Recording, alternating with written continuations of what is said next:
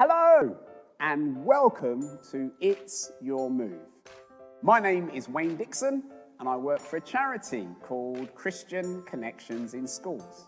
And I visit schools in Slough and Windsor and Maidenhead and have been doing that for over 30 years now and I love it. Today we're going to do a session entitled It's Your Move, hence the t-shirt that I'm wearing. And at the end of the session, each of you will receive a free copy of this book, It's Your Move, that has helped many over the years. So that's where we're going today. There'll be a little bit of joining in. There's going to be a little bit of numeracy. There's going to be a little bit of PE. I'm going to teach you what I call a chair, stroke bench, stroke floor dance. That will happen towards the end, and then hopefully this will all complement things that are going on as you prepare for one of life's big changes. Moving from year 6, where you are at the moment, and going into year 7 at whatever school that you're hoping to join in September. Now, one of the things that I get involved in schools is RE lessons. And at the end of this session, I'm going to give you just a little snapshot as to something that I do in senior schools. And the reason why I'm here today is because most of you are likely to be going to one of the senior schools that you will see on the screen now. Also, put your hand up if you've got an older brother or sister or cousin that used to be at this school and maybe is currently at a senior school. Hands up, I can't see you, or thumbs up. So they've probably had this session and they have probably had this book. So you can compare and contrast. Recently, I did this session and the teacher in the school that I was at said that she got it when she was 11 because it's been out for 20 years. So here we go. It's Your Move, just for you. Now, I'm just going to take you back. You see, when I was your age, when I was at school, I grew up in East London. I went to a school called Davis Lane, and well, we didn't have anything like this. We kind of ended what was called 4th year. We had like a 6-week holiday, and then we started what was called 1st year. And I've got a picture I'm going to show you from when I was at primary school, and you can probably pick me out. And I love this picture because it brings back some fantastic memories for when I was at school. And then there's another picture. So in 2019, I actually went to the school. I wrote to the current head teacher and I went in and visited, spoke to the pupils. And then there's another picture of myself and the head teacher who was at the school when I was there. And I really hope year 6 that in a time in your school that you have enjoyed it and you will enjoy the remainder of your time, and that will continue when you start in year 7. So let me tell you some of the things that are in the book that you're going to receive. There's a number of top tips, and at the end of the session, I'm going to read out to you top tip number 1. There's information about the journey, about some of the other things that are going to change. It's likely, for example, that your school now is much smaller than the school that you're going to be going to. But in the 80 pages of this book, you will find lots of helpful hints, stories, tips. There's a word search, all sorts of things as you prepare for this big change. Now, the book came out in 2001. Here's a first bit of numeracy. Can you put your hand up or guess or say to your neighbour, how many years ago was 2001? Okay, off you go. Hopefully you got it. And in that time, over 2 million copies of this book has been given around England and Wales. This is the hardest bit of numeracy I'm going to ask you to do. So if 2 million copies have been given, and say the first 20 years, on average, how many books is that every year? Can I hear you? Well, if you said 100,000, that would be bang on. And around this area, so just recently, over 50 schools and 3,400 Year 6 pupils got the book. So that's why if you've got older siblings, cousins, even some of your parents or carers, if they went to one of the primary schools around here and then the senior schools, they probably got the book. It was initially based on some questions that people your age were asked. I'm just going to go through one of them. You'll be able to read it. It's about what is the best thing that you are looking forward to in your new school.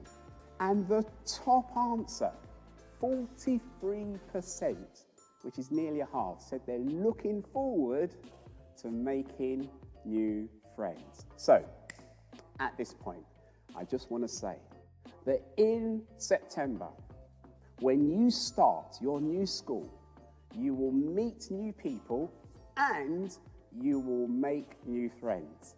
And that's one of the things to really look forward to and enjoy. Let's move on. I want to tell you a little bit about some of the other issues that you might face. There will be new subjects. There will be new teachers. Hopefully there won't be any bullying, but there's some lovely, helpful hints in the book, sadly, if that should happen. And I hope that you do know, Year 6, the number one piece of advice. Do you? Well, it's this. If for some reason that happens in your primary school now or your secondary school, please do tell someone about it. A member of staff, a teacher, I also suggest a parent or carer. But you will find some information in this book about that. I was also asked to write something, so you'll see a little bit from me in the book and then all sorts of other things. Well, I'm just going to pause there now, because one of the things that some of you might have done, which is another reason why I do this session, is that possibly at Easter or Christmas, some of you, depending on which school, might have gone to one of 9 local churches that put on an event. It's either called something like Christmas Unwrapped or Easter Cracked. I've been involved in that for a number of the schools, and you might have maybe done some mince pies, met the Nutty Professor, the word search, and there's a wrap, particularly the Christmas wrap. Check it out. See what it's worth. What you going to do about the miracle birth? One of the things that I do in schools is an RE lesson for Year 7 pupils.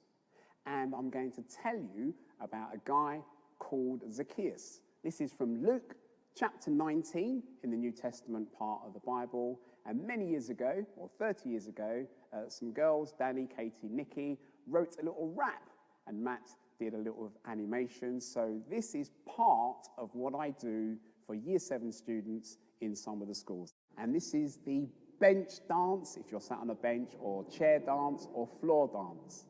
What I'd like you to do, if you want to, there are 4 verses in the rap, but during the chorus bit, you can just do some hands up and some rotation of the shoulders. So it's a little bit of PE, a little bit of dance. Hands up and a little bit of rotation of the shoulders. If you want to, it's just a little bit of fun as you enjoy the Zach rap.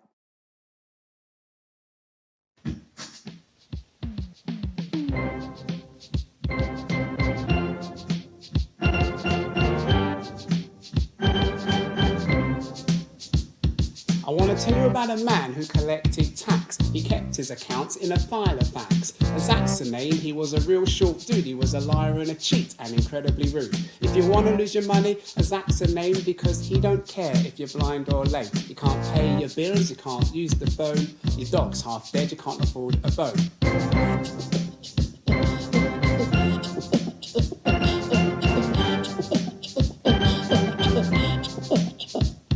One day, sad Zach was cruising along, and when he saw a large crowd, and he thought, hang on, what are all these dudes doing here? I think I'll climb this tree and have a peer. There was a bloke called Jesus standing there, with a beard and a robe and long brown hair. Hey, Jesus yelled, the price is right, I'm coming on down to your house tonight.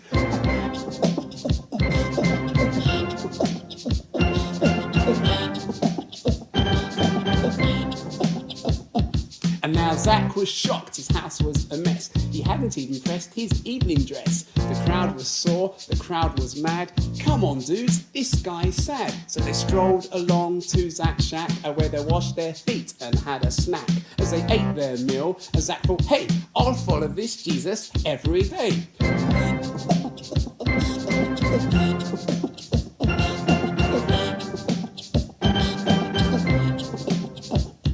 Yo, Jesus said, Zach, I'll give my dosh to the poor. No, better than that, I'll give him 4 times more.